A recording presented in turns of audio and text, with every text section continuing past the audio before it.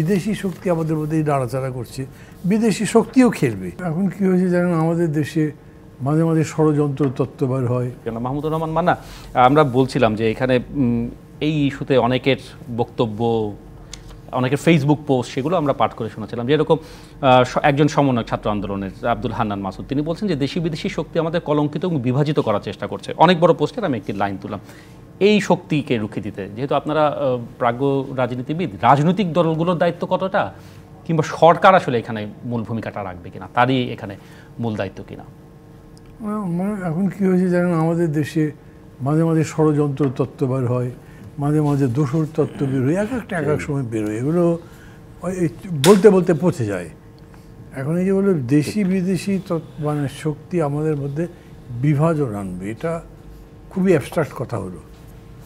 বিভাজন, আমরা তো বিভাজিত আছি, তারপরে সামনে নির্বাচন। আপনি যতই বলেন এটা করে এক থাকবে নাকি? ইলেকশন নেমে গেলে প্রতিদ্বন্দ্বী দলগুলো পরস্পর বিরুদ্ধে বলতেই থাকবে, এটা কেউই ঠেকাতে পারবে না, এবং এটা বলাটাই নিয়ম সমালোচনার অর্থে। তো এইটার যে ছোঁয়া এখন থেকে লাগছে না, সেটা তো লাগছে। হিসাব নিকাশ করছে কে কোন দিকে যেতে পারে, কি হবে সেটার ভবিষ্যৎ দেখে। এই সময়ের মধ্যে আপনি বলবেন বিদেশি শক্তি আমাদের মধ্যে নাড়াচাড়া করছে, বিদেশি শক্তিও খেলবে। নগদের সর্বোচ্চ বার 167 টাকা রিচার্জে পাবেন 1 লাখ টাকা পুরস্কার। আরও আছে প্রতি সপ্তাহে পুরস্কার ও ক্যাশব্যাক। কারণ জিও পলিটিক্স আছে, ওয়ার্ল্ড পলিটিক্স আছে, এগুলো তো খেলেই। কিন্তু সুস্পষ্ট করে যদি আপনি বলতে পারেন, এবং সেই বলার মধ্যে দিয়ে যদি আপনি দেখাতে পারেন যে এই বলা বা এই করাটা আমাদের স্বার্থের পরিপন্থী, সেটার বিরুদ্ধে আপনি দাঁড়াতে পারবেন। সেরকম করে কিন্তু বলা যাচ্ছে না। আমরা একটাই বলতে পারি, আমাদের প্রতিবেশী যাদেরকে আমরা সবচাইতে বেশি বন্ধু হিসেবে পেতে চাই, তারা আমাদের সাথে বন্ধুসুলভ আচরণ করছে না, বরঞ্চ তারা একদিকে পতিত স্বৈরাচারকে আশ্রয় দিয়েছে, খালি তা না, এখন তাকে দিয়ে উস্কাচ্ছে, এবং তার ফেভারে অথবা এই ঘটনাবলী অথবা একটা অভ্যুত্থানের এগেনস্টে তাদের টোটাল মিডিয়া একটা কাজ করছে। সেটা তারা নিজেদের দেশের মধ্যে যে মিডিয়ার দায়িত্ব পালন করছে কেমন, তারা আন্তর্জাতিক মহলেও এই প্রচার ছড়াবার চেষ্টা করছে যে বাংলাদেশে সত্যি সত্যি সংখ্যালঘুদের উপরে নির্যাতন করা হচ্ছে, এখানে গণতন্ত্র হত্যা করা হচ্ছে, এখানে মানবাধিকার ইত্যাদি ইত্যাদি বিভিন্ন কাজকর্ম করছে।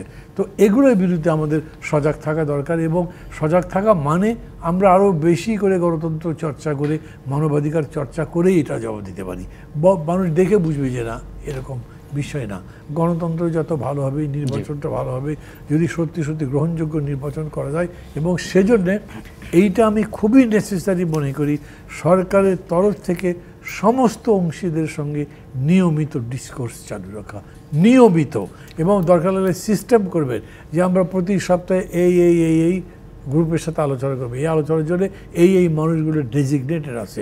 এরকম ক্যাভেলিয়ার অ্যাটিচিউডে না, অ্যাডক বেসিস না, ওরকম করা যাবে না, তাতে এটা কোথাও নিয়ে যাবে না। সেটা যদি করা যায় এবং এইভাবে যদি আমরা গণতন্ত্রে প্রত্যাবর্তন করতে পারি, ফিরে যেতে পারি, তাহলে বাকিগুলো সমস্যা হবে না।